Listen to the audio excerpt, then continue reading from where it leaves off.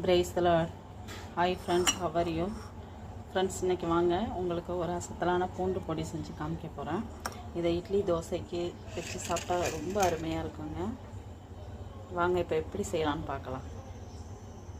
அதுக்கு தேவையான பொருட்கள் வந்து இந்த மெஷர்மெண்ட் கப்பால் 1 கப்பு உளுத்தம்பருப்பு, 1.5 கப்பு தேங்காய் துருவல்,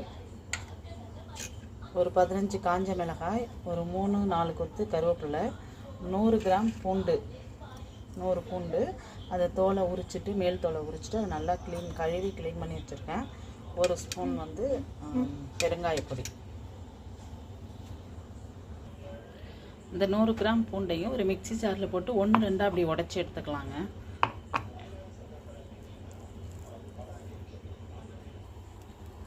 ஒரு கடாய் அடுப்பில் வச்சு அதில் ஒரு ஸ்பூன் காணி எண்ணெய் விட்டுங்க, நல்லெண்ணெய் விட்டுங்க. அதில் வந்து இந்த உளுந்து அதில் போட்டு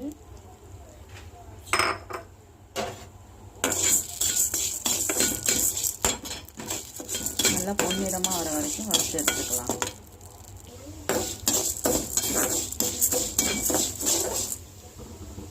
உளுந்து நல்லா செவந்து வந்துட்டுங்க. இப்போ வந்து இதை வேறு பாத்திரத்துக்கு மாற்றிக்கலாம்.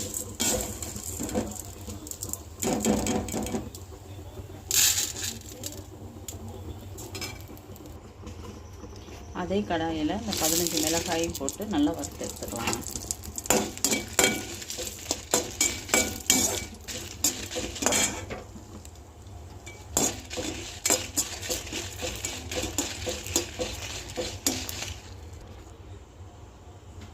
அது கூட கருவேப்பிலை,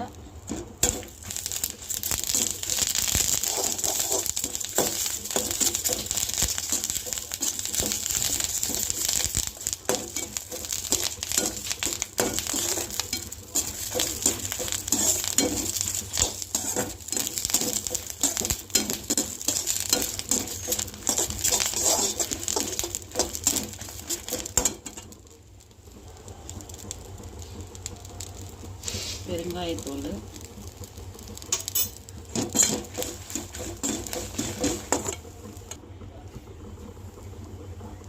தேவைக்கேற்றாற் போல்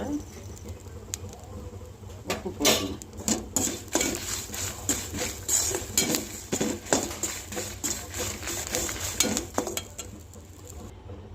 அதே கடாயில் கொஞ்சம் எண்ணெய் விட்டு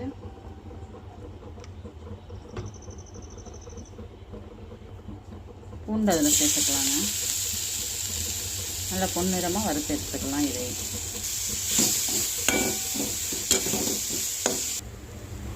பூண்டு நல்லா இந்த அளவுக்கு செவந்து வந்ததும் அதை எடுத்து மாற்றி வச்சுக்கலாங்க. அதே கடாயில் மீண்டும் கொஞ்சம் எண்ணெய் விட்டு இந்த தேங்காய் வச்சு அதில் போட்டு நல்லா பொன்னிறமாக வறுத்து எடுத்துக்கலாங்க.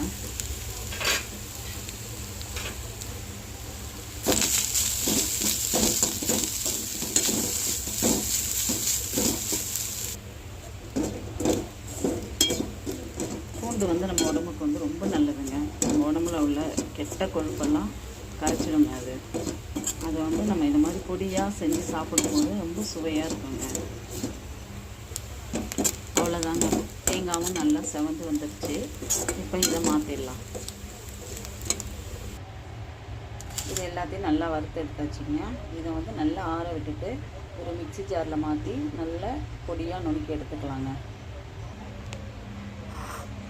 அவ்வளோதாங்க, சுவையான பூண்டு பொடி ரெடிங்க. சூப்பராக இருக்குது பாருங்கள், பார்க்குறதுக்கே நல்ல கலர்ஃபுல்லாக இருக்குது.